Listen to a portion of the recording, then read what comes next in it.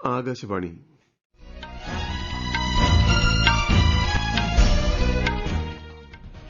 നമസ്കാരം. വാർത്തകൾ വായിക്കുന്നത് നരേന്ദ്രമോഹൻ.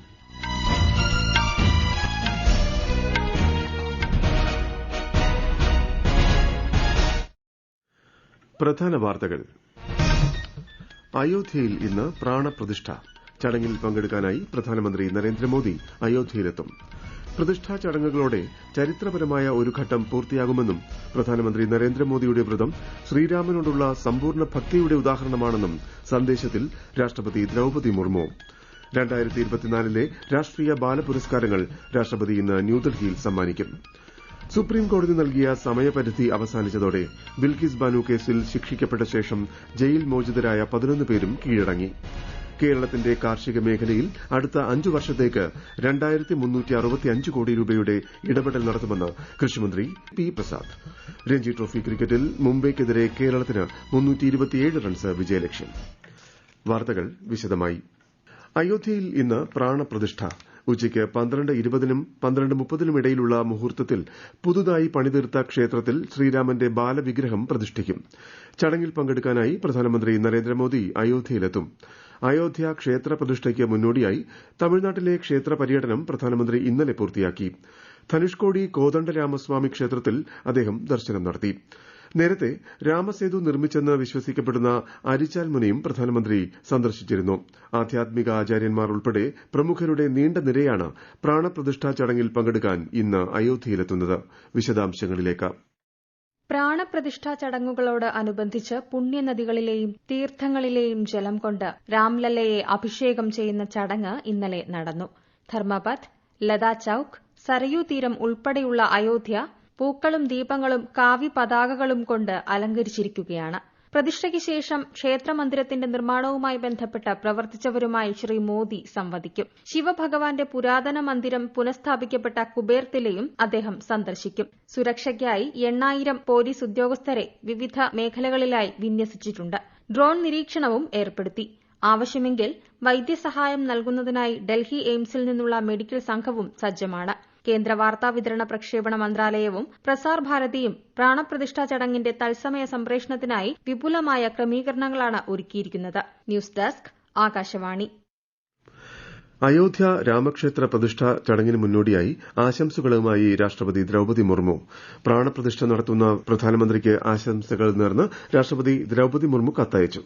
പ്രതിഷ്ഠാ ചടങ്ങുകളോടെ ചരിത്രപരമായ ഒരു ഘട്ടം പൂർത്തിയാകുമെന്നും പ്രധാനമന്ത്രി നരേന്ദ്രമോദിയുടെ വ്രതം ശ്രീരാമനോടുള്ള സമ്പൂർണ്ണ ഭക്തിയുടെ ഉദാഹരണമാണെന്നും രാഷ്ട്രപതി കത്തിൽ ചൂണ്ടിക്കാട്ടി. അയോധ്യയിലെ പ്രാണപ്രതിഷ്ഠയോട് അനുബന്ധിച്ച് സംസ്ഥാനത്തും വിപുലമായ ആഘോഷ പരിപാടികൾ. ക്ഷേത്രങ്ങളും വീടുകളും കേന്ദ്രീകരിച്ചാകും പ്രധാനമായും ചടങ്ങുകൾ നടക്കുക. തിരുവനന്തപുരത്ത് വഴുതക്കാട് രമാദേവി ക്ഷേത്രത്തിലെ ചടങ്ങിൽ ഗവർണർ ആരിഫ് മുഹമ്മദ് ഖാൻ പങ്കെടുക്കും. കേരളത്തിലെ അടക്കം കേന്ദ്ര സർക്കാർ ഓഫീസുകൾക്കും ഇന്ന് ഉച്ചവരെ അവധിയായിരിക്കും. അയോധ്യ പ്രതിഷ്ഠാ ദിനത്തോടനുബന്ധിച്ച് വിവിധ സംസ്ഥാനങ്ങളിൽ ആഘോഷ പരിപാടികൾ നടക്കും.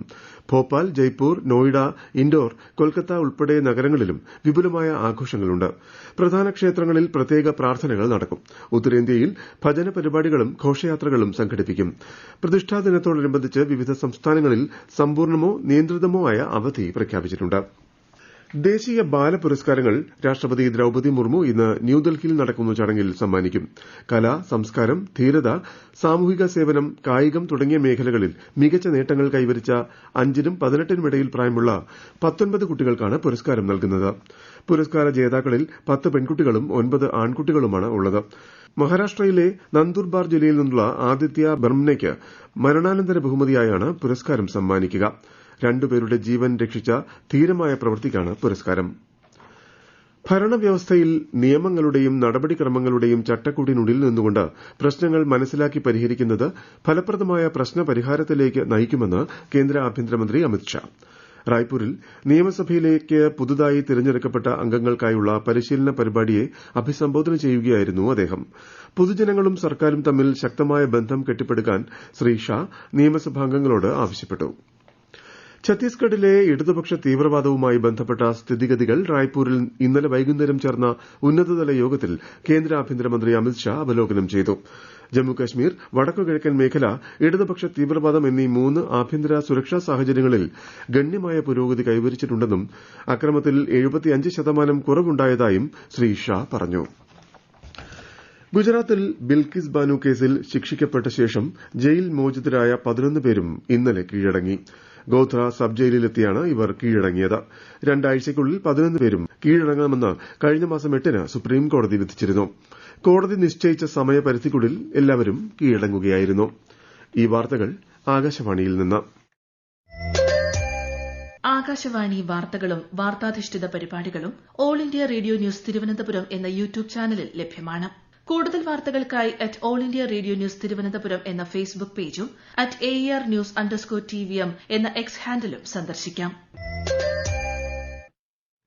ആധുനിക രാഷ്ട്രമായി വികസിച്ചുവന്ന ചുരുക്കം ചില പുരാതന നാഗരികതകളിൽ ഒന്നാണ് ഇന്ത്യയെന്ന് വിദേശകാര്യമന്ത്രി ഡോക്ടർ എസ് ജയശങ്കർ. നമ്മുടെ പാരമ്പര്യത്തിലും സംസ്കാരത്തിലും ചരിത്രത്തിലും അഭിമാനിക്കുന്നുവെന്നും ശ്രീ ജയശങ്കർ പറഞ്ഞു.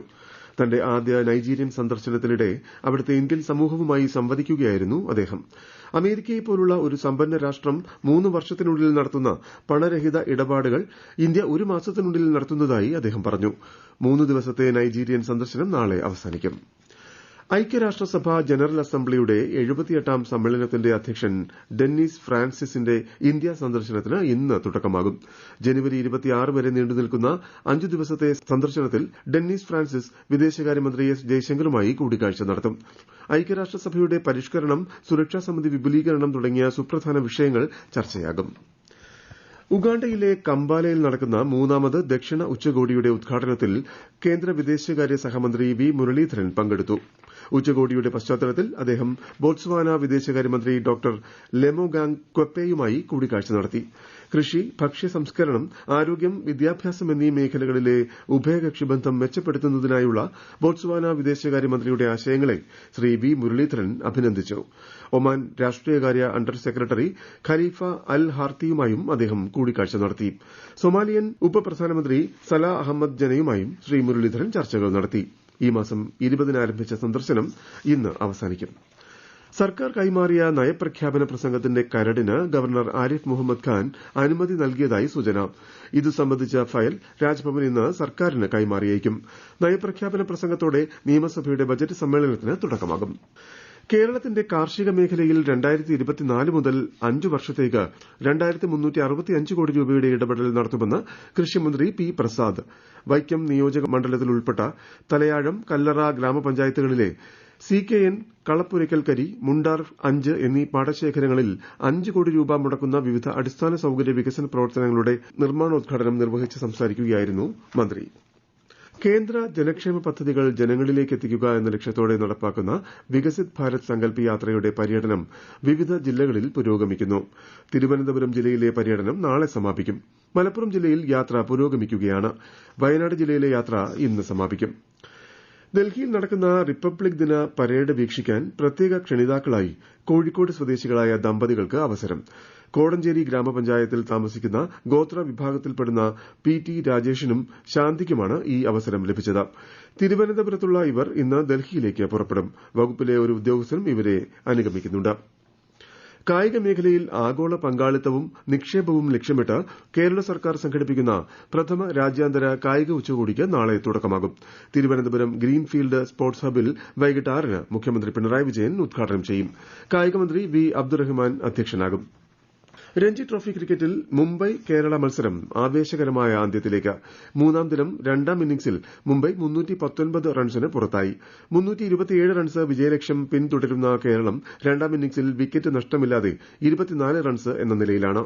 10 വിക്കറ്റ് ശേഷിക്കെ അവസാന ദിനം കേരളത്തിന് ജയിക്കാൻ 303 റൺസ് കൂടി വേണം. പ്രധാന വാർത്തകൾ വീണ്ടും. അയോധ്യയിൽ ഇന്ന് പ്രാണപ്രതിഷ്ഠ ചടങ്ങിൽ പങ്കെടുക്കാനായി പ്രധാനമന്ത്രി നരേന്ദ്രമോദി അയോധ്യയിലെത്തും. പ്രതിഷ്ഠാ ചടങ്ങുകളോടെ ചരിത്രപരമായ ഒരു ഘട്ടം പൂർത്തിയാകുമെന്നും പ്രധാനമന്ത്രി നരേന്ദ്രമോദിയുടെ വ്രതം ശ്രീരാമനോടുള്ള സമ്പൂർണ്ണ ഭക്തിയുടെ ഉദാഹരണമാണെന്നും സന്ദേശത്തിൽ രാഷ്ട്രപതി ദ്രൌപദി മുർമു. 2024 രാഷ്ട്രീയ ബാലപുരസ്കാരങ്ങൾ രാഷ്ട്രപതി ഇന്ന് ന്യൂഡൽഹിയിൽ സമ്മാനിക്കും. സുപ്രീം കോടതി നൽകിയ സമയപരിധി അവസാനിച്ചതോടെ ബിൽക്കിസ് ബാനു കേസിൽ ശിക്ഷിക്കപ്പെട്ട ശേഷം ജയിൽ മോചിതരായ 11 പേരും കീഴടങ്ങി. കേരളത്തിന്റെ കാർഷിക മേഖലയിൽ അടുത്ത 5 വർഷത്തേക്ക് 2365 കോടി രൂപയുടെ ഇടപെടൽ നടത്തുമെന്ന് കൃഷിമന്ത്രി പി പ്രസാദ്. രഞ്ജി ട്രോഫി ക്രിക്കറ്റിൽ മുംബൈക്കെതിരെ കേരളത്തിന് 327 റൺസ് വിജയലക്ഷ്യം. വാർത്തകൾ കഴിഞ്ഞു. പ്രാദേശിക വാർത്തകൾ അയോധ്യയിൽ നിന്നുള്ള തത്സമയ പ്രക്ഷേപണത്തിന് ശേഷം.